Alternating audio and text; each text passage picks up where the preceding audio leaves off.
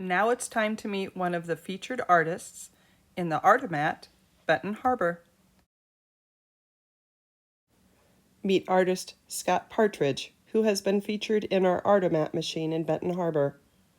He has been kind enough to answer some questions about himself, his art, and his involvement with Artomat. The first question he answered for us was how he had learned about Artomat. Scott said, "A friend told me about it and I decided to try it. When I realized I could do it and people were buying my blocks, I continued to make them." We also asked how long he had been making art for Artomat. Scott said he has been making art for Artomat since 2015. Another question that he answered for us was what his favorite part about being involved in Artomat was. Scott answered, "I like getting my art out to many places where people wouldn't see it otherwise, and reaching a wider audience."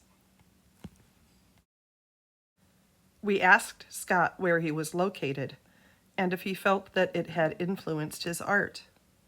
He answered, "I live in Charlotte, North Carolina. I'm influenced by nature around here, but also everywhere." We wanted to know if his making art for Artomat had led to or developed from other artistic endeavors. Scott said, "I make a lot of prints on small panels of stylized birds and other animals. That's what made me think Artomat could work. I adapted my methods down to a smaller size, but it's still a similar process. I naturally reduce my subjects to essential elements, which helps with visual communication at a small scale." Thank you again to artist Scott Partridge for taking his time to answer our questions about his art, himself, and his involvement with Artomat. Look for his art in Artomat machines around the country. Scott had a special shout out, though, for Clark Whittington. You said, "I would like to shout out Clark Whittington here, not just for inventing Artomat, but for doing it so well. Each Artomat machine is its own piece of art." The next time you're in Southwest Michigan, stop by the livery and check out the Artomat machine.